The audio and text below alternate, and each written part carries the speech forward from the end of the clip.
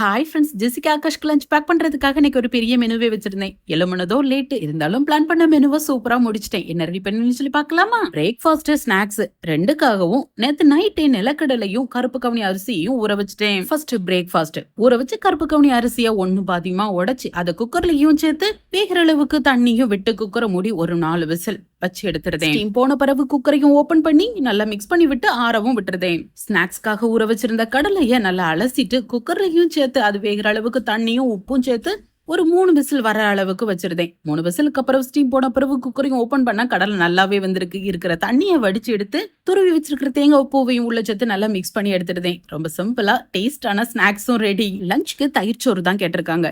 தண்ணியை நல்லா கொதிக்க விட்டுட்டு அரிசியும் சேர்த்து நல்லா கொலைய வேக விட்டு அதை வடிச்சிருதேன். இதுல இப்ப தேவையான அளவு மட்டும் சோறு எடுத்து ஒரு பாத்திரத்திலையும் மாத்தி கொஞ்சம் பாலை விட்டு இன்னும் கொஞ்சம் கொலைய விடுறேன்.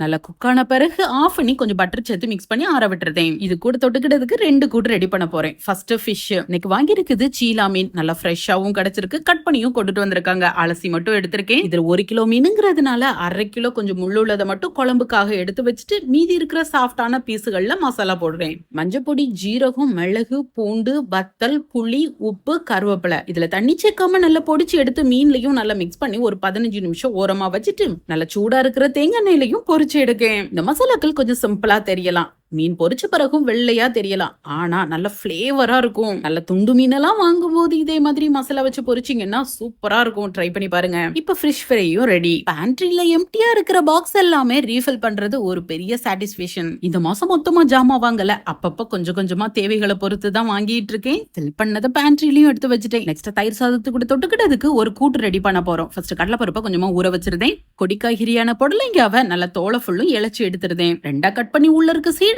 எடுத்துட்டு ஒரு வாட்டி அலசிட்டு நல்ல நீளவாக்குல கட் பண்ணி குட்டி குட்டியாவும் கட் பண்ணி வைக்கேன். ஊற வச்சிருந்த கடலைப்பருப்பு நல்லாவே ஊறி இருக்கு. அது அப்படியே குக்கருக்கும் சேர்த்து இதோட அளவே கொஞ்சம் பாசிப்பருப்பு எடுத்து அலசி உள்ள சேர்த்துட்டு ஒரு தக்காளியும் கொஞ்சம் மஞ்சள் பொடியும் சேர்த்து பருப்பு வேகிற அளவுக்கு தண்ணியும் விட்டு மூடி வேக வைக்கேன். இப்ப பாத்திரத்துல கொஞ்சமா தேங்காய் விட்டு கடுகு, வத்தல், கருவேப்பிலை தாளிச்சுட்டு கட் பண்ணி வச்சிருக்கிற புடலங்காவும் உள்ள சேர்த்து நல்லா வதக்குதேன். காய்க்கு தேவையான அளவு உப்பு சேர்த்து நல்லா மூடி வச்சும் வேக வைக்கேன். இப்ப புடலங்க நல்லாவே வந்துட்டு அவிச்சு வச்சிருக்கிற பருப்பையும் உள்ள சேர்த்துருதேன். தேங்காய், ஜீரகம், ஒரு பச்சை மிளகாய் நல்லா தண்ணி விட்டு பேஸ்டா அரைச்சி அதையும் உள்ள சேர்த்து நல்லா மிக்ஸ் பண்ணி விட்டு கொதிக்க விடுறேன். 5 நிமிஷத்துக்கு அப்புறம் டேஸ்ட் பண்ணி பாத்தீங்கன்னா சூப்பரா புடலங்க கூட்டும் ரெடி. பிரேக்ஃபாஸ்ட்க்கு ரெடியா இருந்த கருப்பு கவுனி அரிசி நல்லாவே ஆறி இருக்கு. தயிர் சாதமும் நல்லா ஆறி இருக்கு. இப்ப தயிரை ஊத்தி நல்லா மிக்ஸ் பண்ணிருந்தேன். ரெண்டுக்குமே டேஸ்ட பொறுத்து கொஞ்சம் உப்பு சேர்த்து மிக்ஸ் பண்ணிட்டேன்னா பிரேக்ஃபாஸ்டும் ரெடி. லஞ்சுக்கான தயிர் சாதமும் சூப்பரா கிரீமியா ரெடி ஆயிட்டு இப்ப பிளான் பண்ணிருந்த மாதிரி லஞ்ச், ஸ்நாக்ஸ், பிரேக்ஃபாஸ்ட் எல்லாமே சூப்பரா ரெடி ஆயிட்டு அதை அப்படியே பாக்ஸ்லயும் பேக் பண்றேன். ஓகே ஃப்ரெண்ட்ஸ், லஞ்ச் காம்போ பிடிச்சிருச்சுன்னா ஒரு லைக் கொடுத்துக்கோங்க. நான் நாளைக்கு என்ன மெனுன்னு சொல்லி உங்க கூட ஷேர் பண்றேன். பாய்.